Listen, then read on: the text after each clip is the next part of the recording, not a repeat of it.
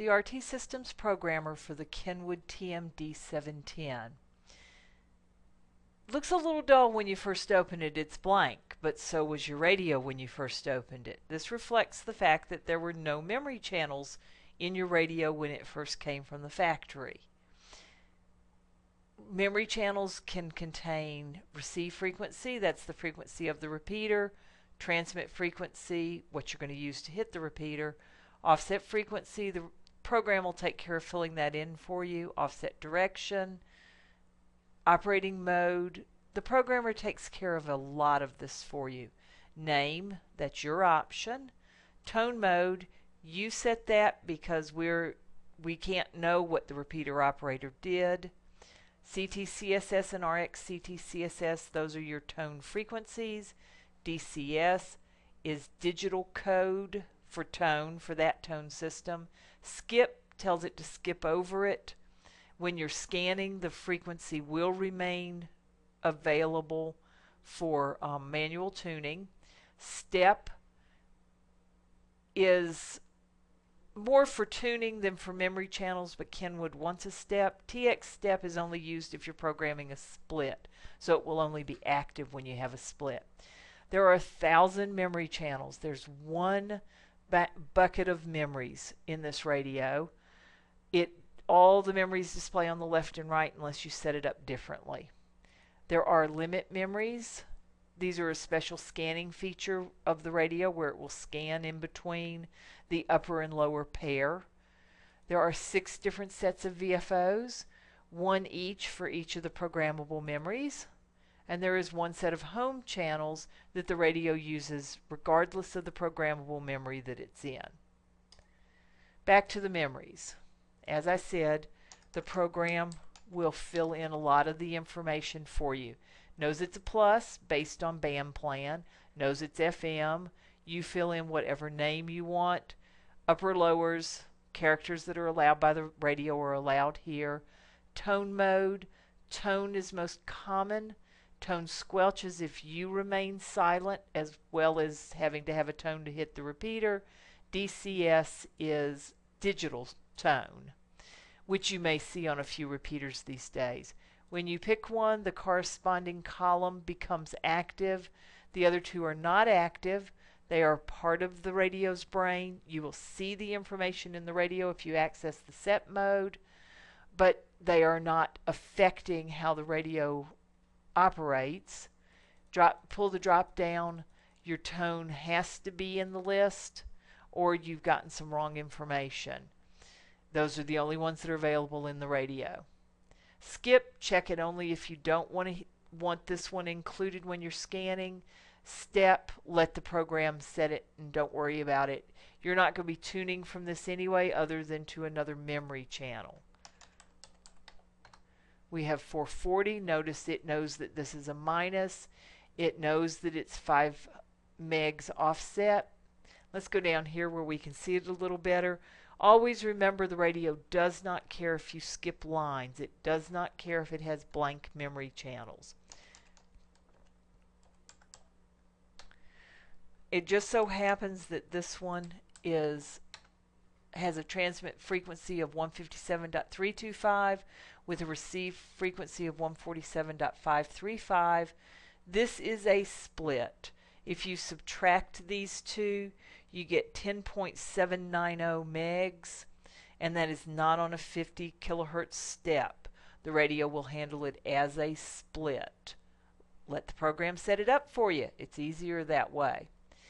I can also do 220, which would be for receive. I can do AM. Notice the program sets it automatically. Again, for receive. Set all these up. All of these will show up both on the left and the right of the radio when the radio is programmed with this file. This gets you started with your program, with your radio. Now for the rest of your radio. Radio menu settings. These are settings. Notice there was one of those in that drop down.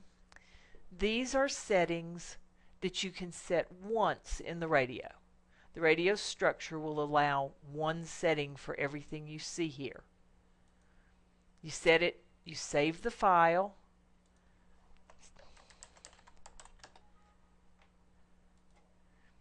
and you close it. More than likely you won't go back to change those again. That's how the program's designed. Even if you set up another file with other frequencies going someplace else, those settings are ones that generally remain the same all the time. Programmable memories, PM0, 1, 2, 3, 4, and 5.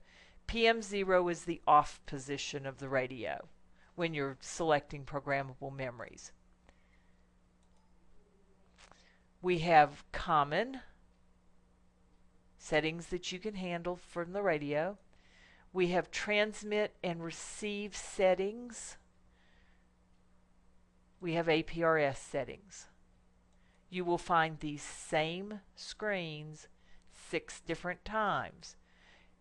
Makes it easy. Set your radio up for an event. Set your radio up for a trip without having to lose everything that you have set up for at home. Then just switch to a different programmable memory. All these settings will be different, will be customized for that trip or that event, but you haven't lost what's at home. When you're home, you then go back to programmable memory 0 or off, and you're back to what you're most familiar with. This is also good if you lend your radio to somebody and they're doing an APRS. You want to see where they go with your radio, so you turn on APRS. You can set it all up just for them without having to disturb what you've done for APRS. Again, if you make changes, you save it and then you exit. When you're ready to send all of this to the radio, communications send data to radio. You insert the cable to the back of the radio, not the back of the head, although there are 2 plugs there that are the same size. You turn the radio on and you click OK. You know immediately that things are working. You'll know immediately when things are finished because the screen will finish.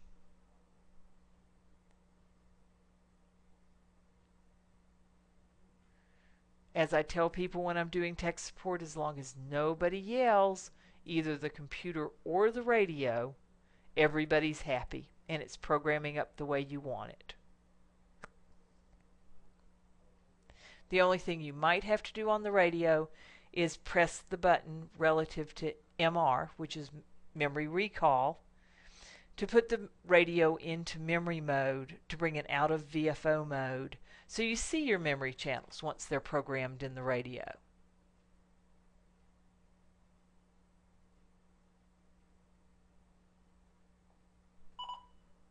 Okay, and the radio beeps and tells you it's finished.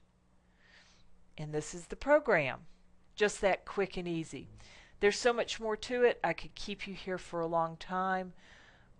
A lot of people talk about where will I get my data? Where will I find my frequencies? RT Systems has external data. We can either go to Travel Plus, which is ARRL's Travel Plus.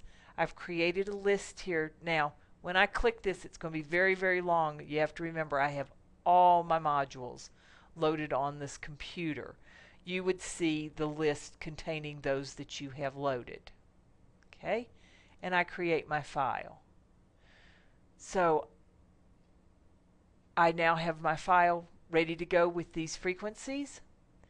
The other option that I have, I'm going to close this list, is I have RFinder web service. And let's do around Rapid City, South Dakota, 50 miles around there. And it's just reconfirming exactly what I'm looking for. My list for around Rapid City. This is interesting. I have a 0 here. That's how it came out of the database. All we can do is pull what we see. 2 meters, 440, 6 meters, and some up in the upper edge of the 2 meters. Again, we're going to do the TM-D710, and we're going to, this time I don't want the name to be the call sign. I'm going to make it the city, and I'm going to leave the comment. I'm going to make it to be the call sign, and I'm going to tell it to create. Now, notice the 6-meter frequency is not in here. The 0 is not in here. The program does some checking as it's bringing it in to eliminate bands that may be incorrect for the radio that you're programming. Turn the tones on for you. Set the CTCSS values that were needed.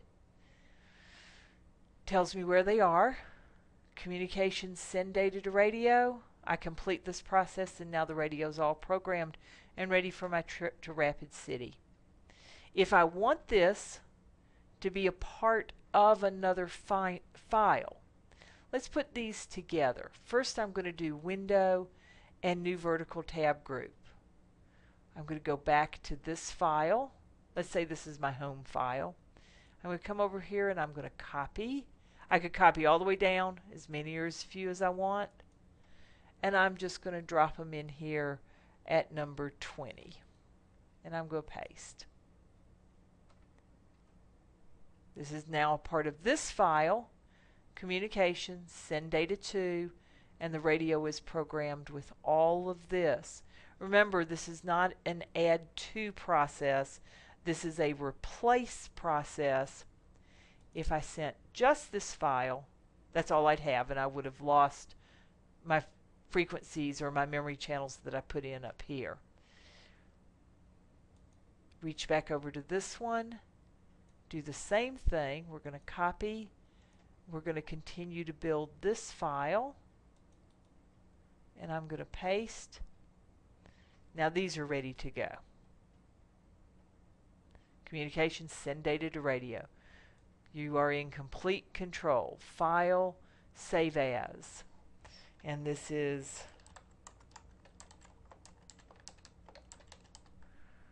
(256 characters). Be descriptive. Okay? I know just what that's for. Send it to the radio and it's ready to go. Makes it easy. Makes it easy to set up. You don't have to dig through documents. You can copy and paste off of a lot of web pages. You can copy and paste out of other files. If you have more than one version 4 programmer, I can do File Open. And again, this list is because I have all the modules loaded.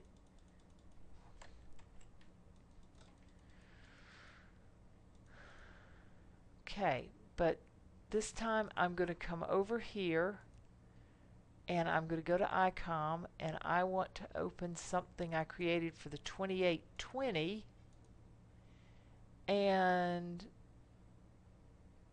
let's do banks. And this is what was in my 2820 file. Now it's ready to go to my D710. Just that quick and easy. Without having to have the 2820 software on my computer. My friend could have emailed me this file. So there are lots of things in the editing that make the RT Systems program really easy. Column editing. I'm going to come back over here and copy it. Drag it down to all of these and paste it. It changes it to tone. Let's say they're all 100. I'm going to copy it and paste it. That's ready to go to the radio. It's ready for me to save if I want. Always recommend that you save before you send it to the radio. So you see, it programs the radio, but it makes the data management so easy that it's great. Whether you get the data from another radio file, you read it from the radio, or you do communications, get data from the radio first, or you build the file and then just send it to the radio. That's the RT Systems program for the TM-D710.